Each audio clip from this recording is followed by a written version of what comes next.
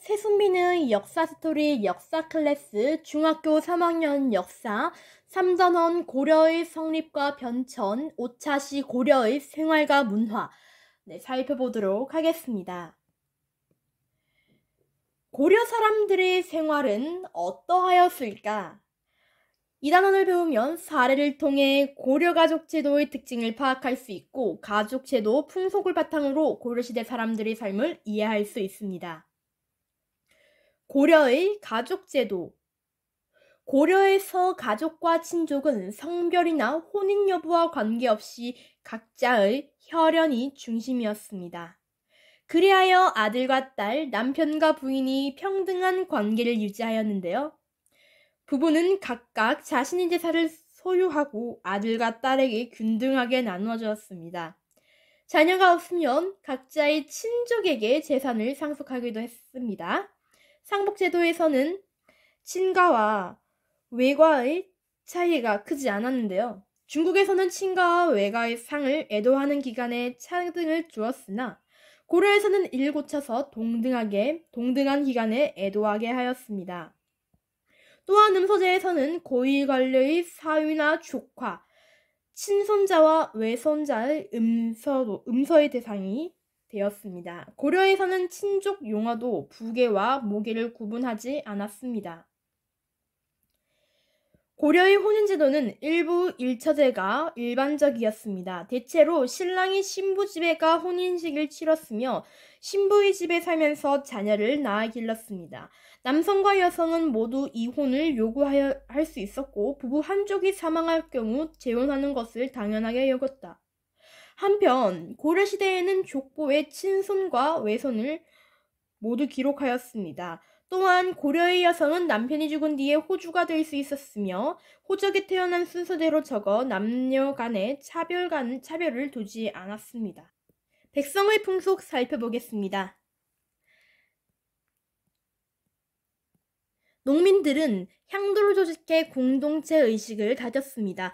향도는 불교시당을 바탕으로 조직된 대규모 노동 조직이었습니다. 향도는 향리를 중심으로 운영되었으며 매양 활동을 하고 절이나 불상, 석탑 등을 만들 때 주도적인 역할을 하였습니다. 후계에는 이혼의 상장례를 함께 치르고 연회를 베풀어 친목을 다지는 소규모 농민 조직으로 변하였습니다. 한편 지방민들은 각 지역 출신의 위대한 인물을 지역의 수호신으로 섬겼습니다. 제사를 겸한 축제는 지역 고유의 문화로 유지되었다고 합니다. 종교와 학문이 발달하다. 이 단원을 배우면 불교, 도교, 유교 등 다양한 사상의 특징과 시대에 따른 변화상을 파악할 수 있고 고려시대 역사서의 편찬과 특징을 설명할 수 있습니다. 불교 사상의 발전과 변화 살펴보도록 하겠습니다. 고려시대의 불교는 국가적인 지원을 받아 크게 발전하였습니다. 왕실은 물론 일반 백성도 불교를 널리 믿었다고 합니다. 태조는 연등회를 비롯한 불교 행사를 성대하게 열 것을 당부하였으며 광종은 과거제에 승과를 설치하고 국사와 왕사제도를 정배하였습니다.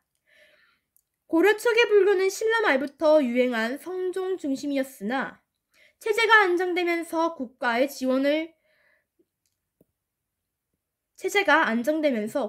지원을 받은 교종 세력도 강해졌습니다.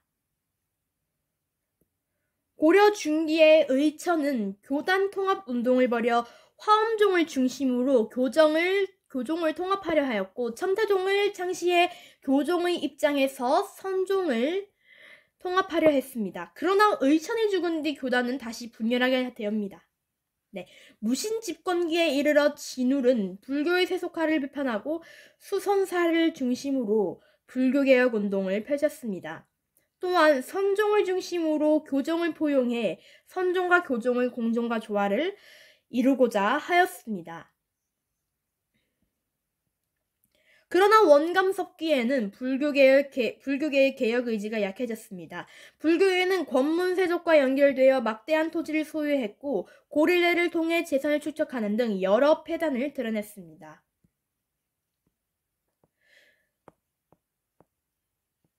도교와 풍수지리설의 유행 살펴보겠습니다.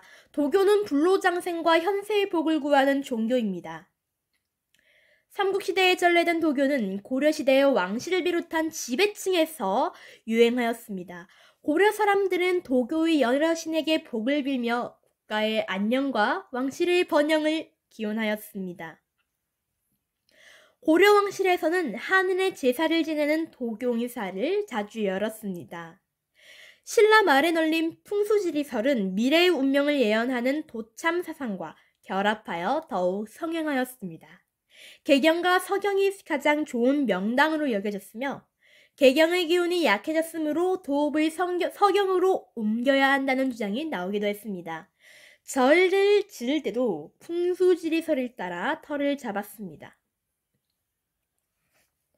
유학 교육을 강화하 성리학의 수용. 고려는 정치와 교육 등에서 대부분 유학 사상을 따랐습니다. 과거제를 실시해 유교적 소양을 갖춘 인재를 관리로 등용했고, 개경에는 국자감, 지방의 지역에는 한교를 두어 유교 경전과 역사서를 가르쳤습니다. 고려 초에는 유교 경전에 대한 이해를 중시했으나 체제가 안정되자 시나 문장을 짓는 능력이 더욱 중시되었습니다. 이 시기에는 관악에 쇠퇴하고 명성 높은 유학자들이 세운 사립학교가 번성하였습니다. 무신정권 시기에 쇠퇴했던 유학교육과 연구는 원으로 성리학을 수용하면서 다시 활발해졌습니다. 고려의 유학자는 성리학을 고려 사회의 문제점을 해결하기 위한 개혁 사상으로 받아들였습니다. 성리학을 수용한 신진사대부는 불교의 사회적, 경제적 폐단을 비판하였으며 일부는 불교 교리를 부정하였습니다. 이에 따라 정계에서 불교는 위상이 낮아지고 성리학이 지도 이념으로 자리 잡았습니다. 자, 역사서의 편찬. 고려시대 때 편찬된 역사서 살펴보겠습니다. 고려는 역사서술을 중시해 초기부터 삼국사, 7대실록 등을 편찬했으나 전하지는 않는데요. 지금은 볼 수 없다. 안타깝지만 그걸로 말하는 거죠. 지금까지 전하는 가장 오래된 역사서는 김부식이 편찬한 삼국사기인데요. 김부식은 삼국사기를 유교의 합리주의 사관에 따라 서술했으며 고려가 통일신라를 계승하였대. 그렇게 본대요.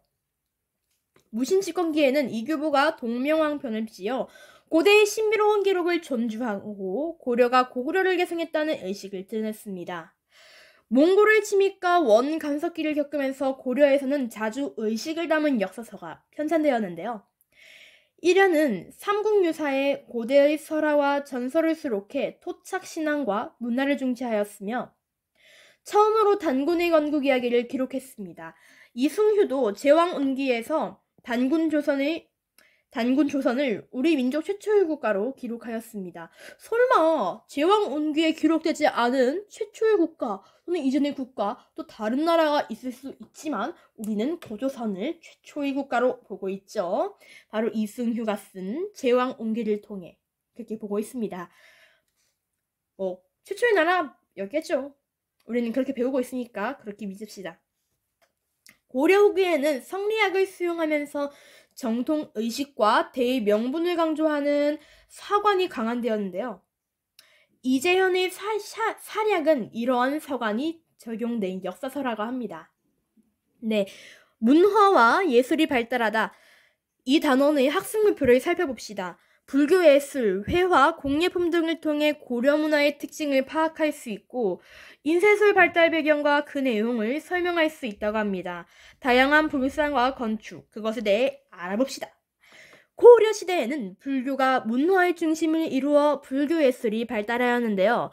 고려 초기에는 하남, 하사창동 철조 석가열의 좌상과 같은 대형 철제불상이 유행하였습니다. 지방에서는 논산 관촉사 석조 미륵보살 입상과 같은 대규모 석조불상을 많이 만들었습니다. 한편 영주 우석사의 소조아미타열의 좌상과 같이 통일신라의 불상 양식을 계승한 불상도 많이 만들어졌습니다. 석탑은 평창 월정사 8각 9층 석탑과 같은 다각 다측탑이 유행하였습니다. 고려 후기에는 개성 경천사지 10득 석탑처럼 원의 영향을 받은 석탑도 제작되었습니다. 승탑도 많이 만들었는데 규모는 작지만 조각의 정밀함과 예술성은 불탑보다 뛰어난 것이 많습니다. 현재 남아있는 사찰은 고려불교 건축의 우수성을 보여줍니다. 고려 중후기에 지은 안동 봉정사 근락전, 영주 부석사 무량수전, 예산 수덕사 대웅전이 대표적인 건축으로 배울림 기둥과 주심포 양식을 갖추었다 합니다. 고려 후기에는 원의 영향을 받아 황해도 황주 성불사 응진정과 같은 다포 양식의 건물도 지었다고 합니다. 자, 회화. 고려 전기의 그림은 전하지 않아요. 지금 볼 수 없어. 천산대렵도와 같은 소수의 작품에서 고려 후기 원화풍의 영향을 확인할 수 있습니다. 한편 고려 후기에는 아미타불도, 관음보살도 같은 지배층의 평안과 근락완생을 기원하는 불화를 많이 그렸는데요. 불화에는 비단 바탕에 금가루 등을 사용해 부처와 이상세계를 표현하기도 했습니다. 고려 청자와 공예. 청자는 고려를 대표하는 공예품인데요. 고려는 초기에 당, 송의 기술을 받아들여 청자를 제작했는데 점차 고려만의 독자적인 그런 기법을 만들어냈습니다.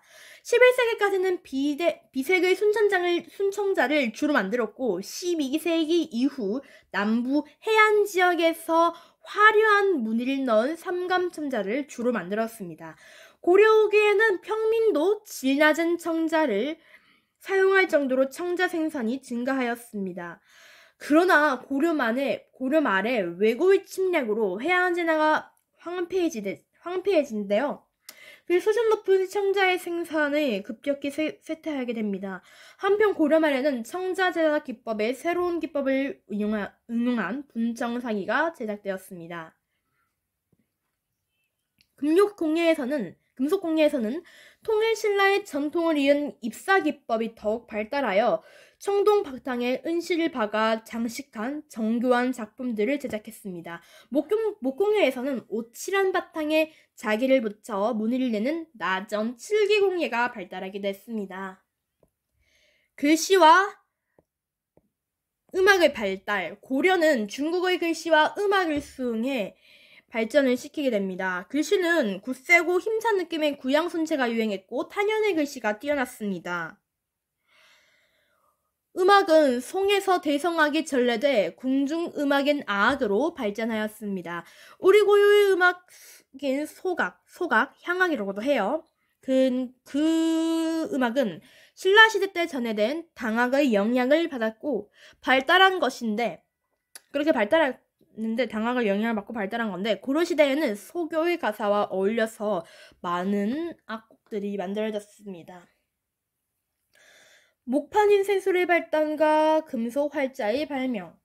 고려시대에는 국가적으로 대장경을 만들고 불교 서적을 강행해 인쇄술이 크게 발달하였는데요. 초조대장경 목판이 몽골의 침입으로 불타자 무심집권자 최후는 다시 8만여 장에 이르는 대장경 목판을 만들었습니다.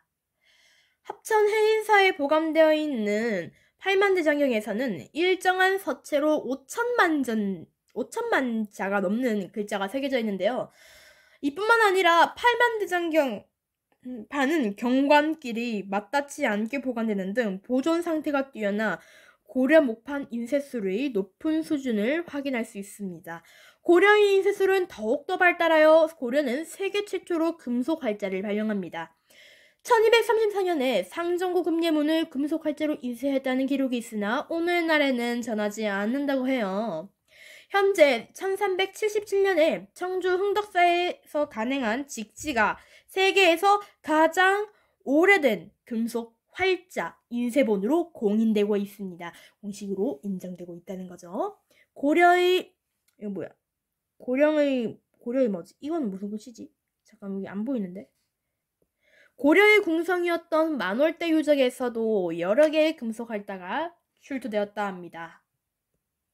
네, 오늘은 중3 역사 3단원 고려의 성립과 변천, 5차시 고려의 생활과 문화를 통해 우리 지금 가족제도 또 후에 그리고 금속 활자 이런 것도 배우고 이번 3단원을 마무리하게 되었는데요. 지금 제가 동영상 5개를 하루에 다 녹음하고 있다 보니까 목이 너무 아프고 배가 너무 고프고 너무 피곤하지만 여러분들을 위해서 열심히 녹음하고 수업 준비해 보도록 하겠습니다. 다음 시간에는 4단원 영상을 만나게 되는데요. 네, 지금 목이 아파서 좀만 쉬고 좀 오겠습니다. 네, 그러면 구독과 좋아요 눌러주시고 다음 영상 우리 재밌는 다음 영상에서 만나도록 해요. 수고하셨습니다.